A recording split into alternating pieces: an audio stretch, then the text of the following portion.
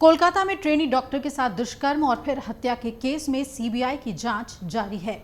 हर रोज इस केस में नए खुलासे हो रहे हैं।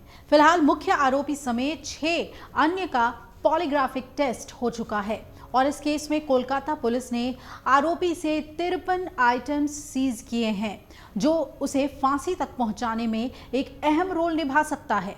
आगे की रिपोर्ट में हम आपको बताएंगे कि कोलकाता पुलिस को क्या-क्या चीजें हाथ लग गई हैं। तो सूत्रों की माने तो 53 आइटम्स में से 9 ऐसे आइटम्स हैं जो आरोपी के लिए काल बन सकता है।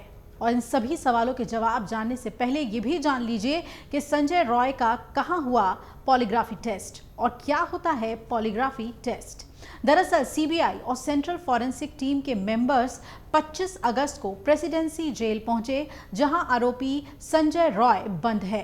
पॉलीग्राफी टेस्ट के दौरान व्यक्ति की ओर से प्रश्नों के जवाब दिए जाने के समय एक मशीन की मदद से उसकी शारीरिक प्रतिक्रियाओं को मापा जाता है और इससे ये पता लगाया जा सकता है कि व्यक्ति सच बोल रहा है या झूठ। एक दिन पहले 24 अगस्त को आरजे मेडिकल कॉलेज के पूर्व principal Sandip Ghosh, 4 fellow doctors और 1 वॉलंटियर का पॉलीग्राफी टेस्ट किया गया था।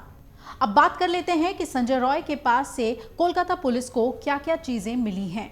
तो कोलकाता पुलिस ने आरोपी संजय रॉय से 53 आइटम्स सीज किए, अपनी हिरासत में लिए, जो उसके लिए अब काल का रूप ले सकता है। 53 आइटम्स में से तो 9 आइटम्स ऐसे हैं जो मुख्य आरोपी संजय रॉय के खिलाफ बेहद अहम हथियार साबित हो सकते हैं, सबूत साबित हो सकते हैं, जिनमें संजय रॉय के कपड़े, अंडरगारमेंट्स और क्राइम के वक्त पहनी हुई सैंडल्स जैसी चीजें शामिल हैं। इसके अलावा फोन टावर की लोकेशन भी बेहद अहम भूमिका निभा सकती है। इसके मुताबिक 9 अगस्त को घटना के वक्त संजय रॉय आरजी कर हॉस्पिटल के सेमिनार हॉल में मौजूद था। हालांकि आपको यह भी बता दें कि संजय रॉय की बाइक और उसका हेलमेट भी बतौर एविडेंस रखा गया है। सीबीआई सूत्रों ने ये जानकारी दी कि 1 हफ्ते के अंदर फॉरेंसिक रिपोर्ट्स आ सकती हैं। इस केस में ये रिपोर्ट्स बहुत ही अहम भूमिका निभाने वाली है।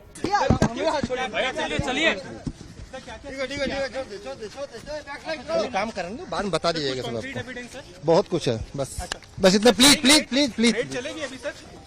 9 अगस्त को स्टेट फॉरेंसिक साइंस लाइब्रेरी ने क्राइम सीन से रात 8:30 और 10:45 के बीच कुछ 40 महत्वपूर्ण सबूत इकट्ठे किए हैं। स्थानीय गवाहों की मौजूदगी में इस पूरी प्रक्रिया की वीडियोग्राफी कराई गई। इस दौरान कई डॉक्टर्स भी मौजूद रहे। संजय रॉय के मोबाइल से निकाला गया डेटा भी डिजिटल एविडेंस के तौर पर कोर्ट में ले जाया गया। हॉस्पिटल में लगे 2 सीसीटीवी नंबर 8 और नंबर 16 के फुटेज में भी नजर आ रहा है कि संजय रॉय अस्पताल में परिसर में मौजूद था। इन्हें भी बतौर सबूत पेश किया गया है। इसके अलावा कुछ और सबूत भी हैं, जैसे साइंटिफिक विंग के डिटेक्टिव डिपार्टमेंट के फिंगरप्रिंट्स और फुटप्रिंट एक्सपर्ट्स ने जुटाए हैं। मुख्य आरोपी की मेडिकल रिपोर्ट्स, जिसमें उसके बाएं गाल, बाएं हाथ और जख्म निशान जो भी घटना में शामिल होने के सबूत के तौर पर पेश किया जाएगा। इसके अलावा बाकी सबूत साइंटिफिक विंग के डिटेक्टिव डिपार्टमेंट के फिंगरप्रिंट्स और फुटप्रिंट्स एक्सपर्ट्स ने जुटाए हैं। मुख्य आरोपी की मेडिकल रिपोर्ट्स, जिसमें उसके बाएं गाल, बाएं हाथ और बाएं जांघ पर बने जख्म के निशान को भी घटना में शामिल होने के सबूत के तौर पर पेश किया जाएगा। वहीं घटना स्थल से मिले खून के निशान और रॉय के ब्लड सैंपल्स भी मेल खा चुके हैं। फॉरेंसिक एनालिसिस के लिहाज से ये भी बेहद अहम होगा। कोलकाता पुलिस के ट्रैफिक कंट्रोल रूम और श्याम बाजार स्थित बैंक से सीसीटीवी फुटेज सुरक्षित रखने के लिए भी कहा गया है। सूत्रों के मुताबिक इन फुटेजेस को भी सीबीआई कोर्ट में चार्जशीट के साथ दाखिल करेगी। तो कई ऐसे सबूत हैं जो आरोपी के खिलाफ सीधे तौर पर जाते हुए नजर आ रही हैं, लेकिन फिर भी सीबीआई बहुत ही फूंक कर कदम रख रही है। एक साक्ष्य को जुटाने में लगातार लगी हुई है। अब देखना है कि पॉलीग्राफी टेस्ट से क्या कुछ निकलकर सामने आता है। अगर आप ये वीडियो YouTube पर देख रहे हैं तो हमारे चैनल को सब्सक्राइब करें और बेल आइकन को दबाना ना भूलें। अगर आप Facebook पर ये वीडियो देख रहे हैं तो हमारे पेज को लाइक करें।